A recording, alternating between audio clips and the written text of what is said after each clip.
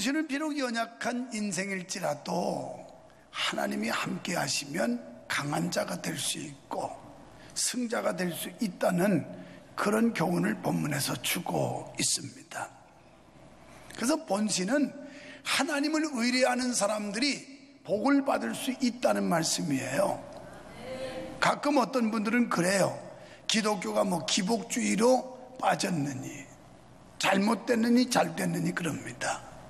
그런데 성경에 보면 우리가 영혼도 구원받지만 육체도 잘 될 것을 성경이 약속했기 때문에 우리는 영적인 복과 육체적인 복 두 가지를 다 받아야 될 줄로 믿습니다. 이게 성경의 약속이에요.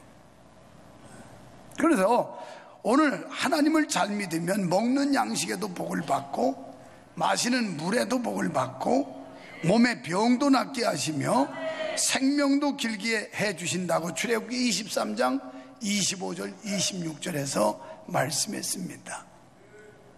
오늘 여러분 먹는 복 받으시기를 축원합니다. 마시는 복 받으시기를 축원합니다. 왜요? 중요해요. 마태복음 6장 30절부터 보면 너희는 뭘 먹을까 뭘 마실까 뭐 입을까 걱정하지 말아라. 33절에서 먼저 그의 나라와 그 일을 구하면 먹는 거 마시는 거 입는 거 다 주신대요. 그러니까 성경에도 보면 먹고 마시는 게 이만큼 중요하다는 말씀 아니겠어요? 그리고 사도행전 16장 31절에 보면 주 예수를 믿으랴 그리하면 너와 네 집이 구원을 받으리라 그랬어요. 또 요한복음 5장 24절에 보면 영생을 얻는 복을 주신다라고 했습니다. 마가복음 16장 17절에 보면 육신적인 복을 받는데 믿는 자들에게는 이런 표적이 따르리니 곧 저희가 내 이름으로 귀신을 쫓아내며 새 방언을 말하며 그리고 내 이름으로 병든 자에게 손을 얹고 기도한 즉 나으리라 이렇게 말씀했어요. 할렐루야. 우리가 금, 토일 1박 2일 전교인 수련회를 했습니다. 안 오신 분들 존경합니다. 사랑합니다. 조금만 사랑해요. 여러분 안 오면 안 될 줄 알았지만요 잘 됐어요. 잘 됐어요. 날씨 좋았지 분위기 좋았지. 그런데 그 중에 이제 MC하는 우리 이강웅 집사님이 그러더라고요.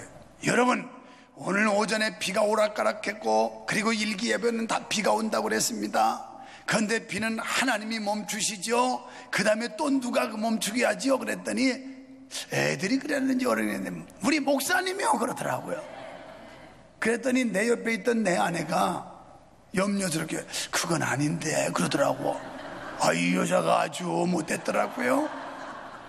물론 내 아내는 목사가 신격화된다든지 교주화될까봐 이제 그런 우려지만 그런데 야고보서 5장에 가서 잘 읽어보세요. 12절부터 믿음으로 기도하면 하나님이 응답한다고 그러면서 그 뒤에 뭐라 그러면 엘리사도 너희와 성정이 같았지만 그가 기도하니까 3년 반 동안 비가 안 내렸고 다시 기도하니 하늘문이 열려서 비가 왔더라. 그러므로 너희도 기도하면 이렇게 된다는 거예요. 엘리야가 우리와 성정이 같지만 기도하면 된다는 거예요. 그래서 그분이 우리 목사님이 그랬는데 진짜 맞아요. 우리가 믿음 가지고 기도하면 오던 비도 멈출 줄로 믿습니다. 기도하면 안 오던 비도 올 줄로 믿습니다. 그래서 지금까지 역대 수련회 중에 목이 안 뜯기고 부채질 안 한 날은 이번밖에 없었어요. 하나님이 기가 막힌 날씨를 줘가지고 덥지도 춥지도 않게 만들어주고 모기는 다 출장 보내가지고 전에는 연막 치고 난리를 쳤는데 이번에는 모기 하나도 안 뜯기고 그런데다가 비가 오던 비도 낮에까지만 해도 오락가락 해가지고 비닐을 덮었다 열었다 덮었다 열었다 무대를 그랬는데 우리 도착하니까 비도 딱 멈추고 어제 행사 마치고 돌아오는데 막 장대비가 쏟아봤어요. 오늘 하나님이 살아계심을 믿으시기 바랍니다. 여러분 우리가 믿음 가지고 기도하면 이와 같은 기적적인 역사들도 일어난다 이 말이에요. 오늘 하나님이 살아계신 하나님을 믿어야 되는데 죽은 하나님으로 믿으니까 역사가 안 일어나는 거예요. 그렇습니다. 육신적으로도 모든 면에서 잘되게 하신다는 거예요. 하나님께서 우리의 인생사에 일일이 개입하시사 당신의 선하신 섭리와 뜻을 이루어 가시는 분이신 줄 믿습니다. 이런 하나님은 지금도 살아계세요. 택하신 백성들의 삶을 주관하시는 줄 믿습니다. 여러분, 이 얼마나 고맙고 든든한 일입니까? 그렇다면 과연 하나님은 어떤 모습으로 성도들의 인생에 개입하실까요? 1절과 2절에 보니까 방패막이가 되어주신다 그랬어요. 다윗은 하나님을 가리켜 반석이라 이렇게 표현하고 있어요. 히브리어로 이 단어는 추루라고 하는 단어예요. 추루라는 단어는 안전하고 평안케 한다는 하나님의 그 별칭입니다. 별칭. 그래서 성경에 보면 나의 반석, 나의 반석 이런 표현들이 많이 나오는데 이 반석은 하나님의 별칭이에요. 그 하나님께서 우리를 안전하고 평안하게 해주신다는 걸 뜻하고 있는 거예요. 그래서 하나님은 나의 반석이시다. 하나님께서 우리의 방패막이가 되어주신다는 겁니다. 그 다음에 계속해서 요새, 산성, 방패, 피난처라고 말씀하고 있어요. 여러분, 대부분의 국토가 모래와 거친 황무지로 되어 있는 팔레스틴에서 단단한 지반을 찾는다는 건 쉽지를 않아요. 그래서 요새를 만들고 산성을 쌓을 때 이 단단한 지반이 있어야 되는데 팔레스틴에 살고 있는 사람들에게 요새와 산성이라는 건 아주 특별한 의미를 가지고 있어요. 이렇게 거친 모래 황무지로 되어 있는 광야에서 하나님께서 반석이 되시고 하나님께서 요새가 되시고 하나님이 산성이 되신다고 하는 건 팔레스틴 사람들에게는 대단한 위로요, 안정이요, 평안이 되는 겁니다. 이러한 표현은 완전한 보호와 안전을 상징하는데요, 다윗은 하나님께서 이렇게 철저하고 완벽한 방패막이로서 자신의 인생에 개입하시는 모습을 보고 하나님을 찬양하고 있어요. 이렇게 하나님께서는 수많은 정복 사업 속에서 생명을 걸어야 하는 다윗에게 어떤 창도 뚫을 수 없도록 하나님께서 방패가 되어주셨다는 겁니다. 여러분, 이런 하나님께서 오늘날 우는 사자와 같이 삼킬차를 찾고 있는 마귀의 공격 앞에서도 하나님이 우리에게 방패가 되어주시면 마귀가 우리를 침공할 수 없고 침략할 수 없고 공격할 수 없고 결국 우리가 승리하는 줄로 믿습니다. 이렇게 하나님께서는 사단의 어떤 공격도 뚫을 수 없는 전신갑주가 되어주신다는 거예요. 1절에 다윗은 전쟁에 나가서 골리앗과 싸웠던 경험을 그걸 기반으로 해서 이렇게 찬양하고 있는 거예요. 다윗은 뭐라고 고백하고 있냐면 그는 말합니다. 하나님께서 자기 손과 손가락을 사용하셨다 이렇게 말해요. 다윗이 골리앗과 상대할 때 물맷돌 돌렸다고 하는 거 다 아시죠? 보통 사람들은 그래요. 다윗이 양치기 하면서 이리들을 물리칠 때 물맷돌 가지고 했다. 그래서 수많은 훈련을 통해서 연단됐기 때문에 그냥 돌려서 골리앗의 미간을 맞췄다고 그렇게 얘기하는데 나는 그렇게 안 해요. 다윗이 훈련 잘해서 맞춘 게 아니고 하나님이 맞게 하셨어요. 맞게. 그까짓 거 하나님이 지은 지혜를 가지고도 지금 미사일을 쏘고 자기들이 거리를 측정하고 그리고 탄착점을 정하고 이러는 시대고 토마호크 미사일 가지고 다 조정해가지고 자기들이 원하는 곳에 폭격하게 하는 시대인데 하나님이 그까짓 거 물맷돌 하나 조정 못하겠어요? 풍량을 조정하고 뭐 하나님께서 모든 속도 저항 이거 정확하게 만들어가지고 그냥 돌리다 던졌는데 가서 맞았어요. 그래서 다윗은 내가 한 게 아니라 하나님이 내 손가락과 내 손을 이용하셔서 이렇게 역사를 이루었다 이렇게 표현하고 있는 얼마나 믿음이 깊은 신앙이에요. 내가 그동안 수많은 훈련과 연단을 통해서 물맷돌 돌리는 훈련을 했더니 이게 가서 맞았다 이건 불신앙이에요. 하나님이 내 손과 내 손가락을 사용하셔서 역사하셨다는 거. 할렐루야. 두 번째는 3절로 4절에 보면 허망한 인생에 관심을 가지신다는 거예요. 다윗은 가만히 돌이켜 보니까 하나님이 자신의 인생에 관심을 가지시고 친히 개입하셨다는 사실이 너무나도 고맙고 감사했던 거예요. 내 삶의 현장에 예수님께서 오셔서 나와 함께 하시고 내 인생을 그분이 이끌어 가셨다는 거, 이게 너무 감사했다는 거예요. 사실 따지고 보면 다윗이라고 뭐 하나 하나님 앞에 뾰족이 내놓을 만한 게 없는 사람이었어요. 그는 가정에서도 그렇게 귀한 자가 아니었던 것 같습니다.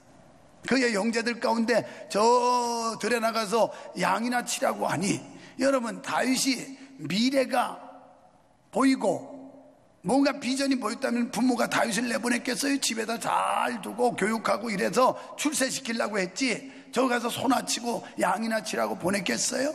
근데 보니까 뭐 이거 오죽지 않고 이거 별 볼 일 없으니까 너 가서 그냥 양치기나 해라, 이래서 내쫓김 받은 사람이에요. 뭐 하나 뭐 뾰족하게 내놓을 만한 게 없는 그저 양치기 목동에 불과했던 사람이 다윗입니다. 그렇습니다.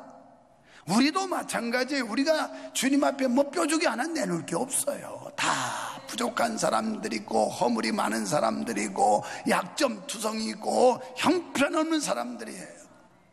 그런 사람들을 하나님이 오늘 죄에서 자유함을 받게 하고 죄사함을 받아 하나님의 자녀가 되게 하시고 하나님의 백성된 우리를 그분이 우리 삶 속에 개입하셔서 이끌어가 주신다는 게 얼마나 감사한 일인지 몰라요. 저는 토요일 날 아침 예배하면서 부르심에 합당하게 행동하라, 거기 보면 부르심에 합당하게 생활하라고 에베소 4장에 말씀한 거 가지고 설교를 했어요. 목사인 저는 목사로 부르심에 합당하게 생활해야 존경스러운 거고, 장로님들은 장로님으로 부르심 받은 데 합당하게 행동해야 존경을 받는 거고, 권사님들은 권사님의 그 부르심 받는데 자기 직분 받는데 합당해야 존경을 받는 거고. 할렐루야. 이거 못하면 무시당하는 거예요. 그러기에 다윗은 이러한 사실을 생각할 때 자신을 향해 끊임없는 사랑과 관심을 가져주시는 하나님의 은혜가 감사할 뿐이었어요. 그저 헛되고 그림자와 같은 인생을 하나님께서 관심을 가져주시고 은총을 내려주시니 얼마나 감사한 일이겠습니까? 이 세상에서는 같은 인간이라도 신분과 가문, 학식과 재물 정도에 따라 인간이 차별받고 무관심하게 여겨지는데 말입니다. 이런 사실을 생각할 때 정녕 하나님께서 우리의 인생에 개입하시는 것은 너무나도 큰 축복이요, 축복인 줄로 믿습니다. 그런데 우리가 하나님의 개입과 간섭을 감사하기보다는 불편해해서야 되겠습니까? 주님의 구원의 손은 항상 성도를 위해 퍼져 있음을 믿으시기 바랍니다. 이사야 49장 14절로 16절에 보니까 젖 먹이는 어미가 그 자식을 잊어버릴지라도 하나님께서는 우리를 잊지 아니하시고 그의 손바닥에 우리 이름을 새겨놓으시고 기억하신다 그랬어요. 나는 오늘 새벽에 묵상하면서 이 본문을 찾아서 여기다가 주석을 붙인 겁니다. 너무너무 기가 막히더라고요. 생각해 보세요. 우리가 급할 때 메모지 없으면 볼펜 끄는 손바닥에 적잖아요. 아니 이마에다 적으시죠? 여기 면적 넓은 얼굴에다 적으시죠? 아니면 배 불쑥한데 거기다 적으시죠? 왜요? 손바닥에 적어야 잘 보여요. 사람들이 그 많은데 손등에다 적는 사람 하나도 못 봤어요. 다 그래서 손바닥에 메모해요. 중요한 메모를. 왜? 손을 씻을 때마다 보고 얼굴 씻을 때마다 보고 밥 먹을 때도 봐야 되고 손바닥에 적으면 잊어버릴 리가. 왜 하나님이 그 많은 우리 사지백제 오장육복 가운데 손바닥에 너희의 이름을 기록하여 기억하신다고 했을까요? 이게 보통 말씀이 아니에요. 그만큼 젖먹이의 어미가 자식을 잊어버리는 경우는 있어도 하나님의 백성을 하나님께서 손바닥에 기록하시고 기억하신다고 했으니 하나님이 우리를 잊지 않으신다는 거예요. 끝까지 기억하실 줄 믿습니다. 이렇게 하나님의 기억하신 바 된 우리가 얼마나 큰 축복을 받았는지 몰라요. 이게 너무 감사하고 감격했던 거죠. 다윗은 이 은혜를 생각하니 하나님의 은혜가 얼마나 고맙고 감사하고 감격했던지 이 시를 지어서 고백한 겁니다. 그 다음에 세 번째는 12절로 15절에 영육간의 축복을 내리신다고 그랬어요. 다윗은 하나님께서 친히 개입하시는 인생의 축복을 세 가지로 감사했습니다. 여러분도 이 세 가지의 감사가 이루어지기를 축원합니다. 먼저 자녀가 잘 되는 축복이다 그랬어요. 12절에서 자라지 못하다가 정상적으로 자라는 나무 같으며 무병장수는 물론 아름답고 덕이 되게 자라나는 것은 모든 부모의 소망일 겁니다. 자녀를 둔 부모라면 내 자식이 어떻게 하면 성공적으로 잘 될까, 이 바람만 있지 않겠어요? 그래서 먹을 거 입을 거 나는 안 쓰고 안 먹으면서도 자식을 위해서라면 그냥 뒷바라지하기 위해서 모든 거 다 쏟아붓는 게 부모 심정 아니에요? 그리고 자식이 잘 되면 자랑하고 싶죠. 나는 가끔 우리 아들한테 그 지적받아요. 아빠, 물론 아빠 중심은 제가 이해하겠어요. 자식 자랑하고 싶은 부모가 왜 없겠어요? 그러나 아직 크게 출세한 것도 아닌 나를 자꾸 이름 거명하지 말고 그래서 삼가 조심하래, 입 조심하래요. 지난번에는 또 미국에서 동시로 이 생중계를 보고서 뭐라고 그러냐면, 아빠 오딱 먹다가 그 기름 입에 뜨거운 걸 집어넣다가 입이 한레받아서 데웠다면서 입 조심 좀 하세요 이러고. 아이고, 난 아주 우리 집안에서 다 나를 책망하고 우리 애들이 다 우리 마누라하고 막 아주 강력한 야당 셋이 있는데 그냥 목살을 다 찢어가. 그런데 자식이 그러는 건 역겹지 않더라고. 제가 진지하게 들었어요. 내 말도 맞다. 정중하게 경청하마. 비록 자식이지만 부모는 자식 자랑하고 싶어 해요. 그런데 만약에 우리 아이가 신앙이 개차반이고 그냥 세상적으로 타락하고 세속적이고 이러면 자랑할 수 있겠어요? 영육이 잘 될 때 자랑할 수 있는 거지. 아무리 세상적으로 출세하고 돈 많이 벌고 지위가 높아졌어도 영적으로 구원받지 못했으면 그건 자식 농사 패농한 거예요. 자랑할 거 하나도 없어요. 창피한 줄 알아야지. 우리는 영적으로 자식 농사 패농했습니다. 다 지옥 갈 백성이고 하나님을 외면하고 살으니 어찌하면 좋습니까? 해야 옳은 거지. 신앙은 그냥 개차반이고 세상적으로 자랑 가지고 우리 아들이 어쩌고 저쩌고, 그건 자랑할 게 못 돼요. 부끄러운 일이지. 영과 육이 잘 돼야 돼요. 주 예수를 믿으라. 그리하면 너와 네 집이 구원을 얻으리라. 우리가 진정으로 하나님을 소망하고 구원받은 주의 백성이라면 우리의 자녀의 영적인 문제가 더 시급한 문제고, 두 번째가 육적인 문제인 줄 믿습니다. 그래서 자식이 구원받고 잘 돼야 되는데, 그런데 부모들은 뭐 자식 자랑하고 싶단 말이죠. 이 심정은 목회하는 책에도 똑같아요. 목사님들 만나면 교인 자랑밖에 더 있습니까? 우리 교회 이런 장로님 있는데, 이런 권사님 집사님 있는데 이렇게 훌륭하고, 이런 분들 때문에 내가 목회에 탄력을 받고, 이런 분들 때문에 목회에 힘을 얻는다고, 이런 자랑거리 있으면 열심히 할 수 있죠. 그런데 뭐 자랑거리가 하나도 없으면 가만히 듣고만 있어야 돼. 자식이 잘 안 된 부모는 듣기 싫어. 그죠? 지 부모는 뭐 자식 잘 됐다고 막 신나게 개거품을 물으면서 얘기를 하는데 우리는 거북해. 왜냐하면 내 자식이 안 됐으니까. 이게 인간의 심리예요, 심리. 그래서 하나님께서 자녀의 복을 주신다고 그랬으니 여러분의 자녀가 잘 되기를 축원합니다. 영육간의 강건한 자녀는 하나님의 축복으로 말미암은 가정의 기쁨이 될 줄 믿습니다. 우리 아들이 좋은 제목으로 자라게 하신다고 약속하셨습니다. 고린도전서 3장 6절로 7절에 부모가 자녀를 성장하게 하는 게 아니라 하나님께서 하신다는 거예요. 하나님께서 우리 자녀들 아름답게 성장하도록 해줘야 잘 된다는 거예요. 잠언 3장 10절 이하에 보면 딸들은 집을 아름답게 꾸며 가문을 빛나게 한다 그랬어요. 여러분의 아들, 딸이 잘 되기를 축원드립니다. 그래서 자녀가 잘 되는 건 하나님의 큰 축복이에요. 잠언 3장 3절로 4절에 하나님의 말씀으로 자녀를 양육하면 하나님과 사람 앞에서 은총과 귀중히 여김을 받는다, 이렇게 말씀했어요. 우리는 그리스도인으로서 우리의 자녀가 하나님 앞에 은혜를 받아야 되고 사람들에게 귀중히 여김을 받아야 될 줄 믿습니다. 이게 진정한 복이에요. 그 다음에 세 번째 감사한 건 가축이 잘 되는 복이에요. 13절 말씀에 보면 들에서는 농사가 잘 되어 추수한 곡식이 곡간을 가득 채우고 집에서는 우양이 잘 되어 새끼에 새끼를 낳아 많은 수를 더하는 복을 주겠다고 그랬습니다. 신명기 28장 4절에 보면 우양의 새끼가 복을 받으며 그랬어요. 근데 이 성경이 기록될 때는 이게 축복의 기준이었어요.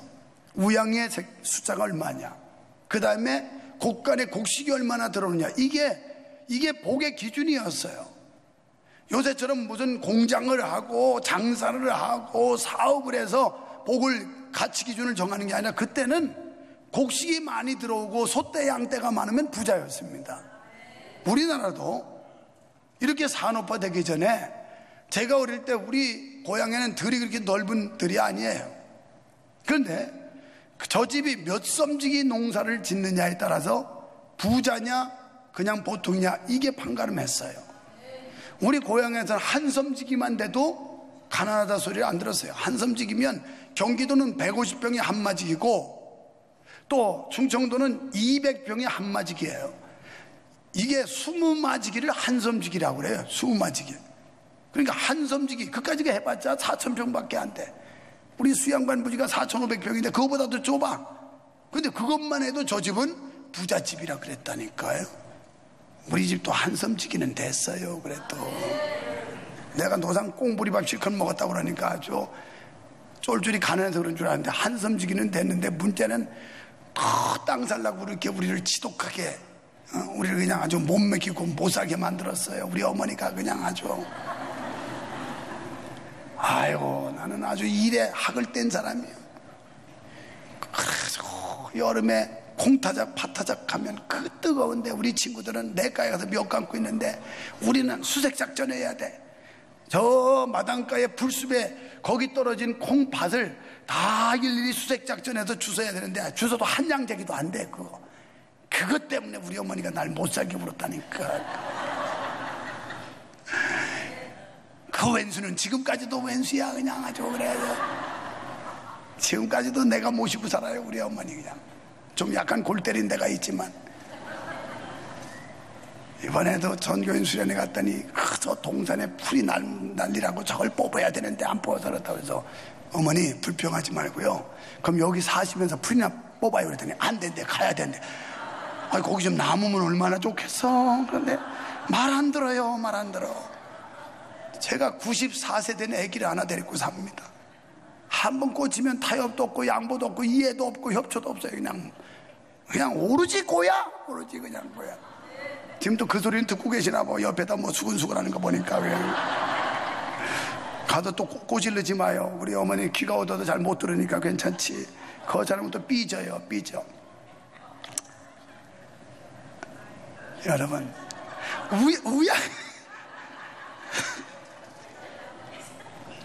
우양의 새끼가 얼마냐.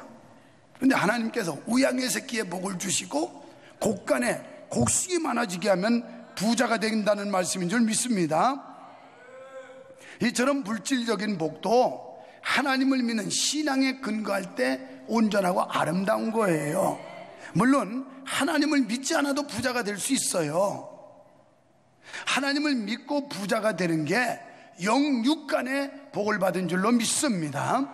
창세기 13장 2절에 보니까요, 아브라함에게도 가축과 은금을 풍성케 하셨다고 그랬고, 창세기 30장 43절에 보면 야곱에게도 그렇게 하셨다 이렇게 말씀하고 있어요.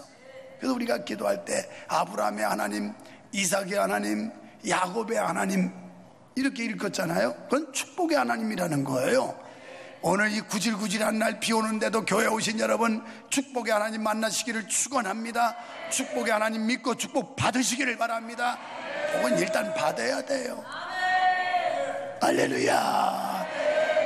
야, 오늘 은혜가 넘치나네. 넘쳐나네. 아멘 하는 사람들 자녀손들이 잘 될 줄 믿습니다. 지금 성질 나가지고 빨리 끝내라, 빨리 가야 되겠는데 왜 이렇게 기르냐 뭐 이러는 사람들은 모르겠어요. 그냥 그대로 세 번째, 앞길이 형통한 복을 주신다 그랬어요. 14절의 말씀에 보니까 감당할 수 없도록 복을 받아 사는 성도의 아름다운 삶을 의미해요. 그러니까 하나님을 의뢰하는 성도는 하나님께서 함께 하시는 복을 받아 형통한 삶을 살게 된다는 거예요. 우리 모두 하나님을 의지함으로 영혼이 구원받고 영생에 이르고 유기복을 받아 자녀도 짐승도 잘 되고 앞으로도 형통한 삶을 살게 되기를 주님의 이름으로 축원합니다. 우리 인생의 모든 문제를 전적으로 하나님 앞에 맡겨버립시다. 그럴 때 비로소 우리 인생은 무거운 짐을 벗어버리고 자유와 안식, 승리와 기쁨의 삶을 살게 될 줄 믿습니다. 신명기 33장 12절에 보면 여호와의 사랑을 입은 자는 그 곁에서 안전하게 거하리라. 하나님의 사랑을 입으면 하나님 곁에서 안전하게 거한대요. 아모스 5장 4절에 너희는 나를 찾으라 그리하면 살리라. 하나님께서는 영원토록 우리를 지켜주시고 함께 하시는 줄 믿습니다.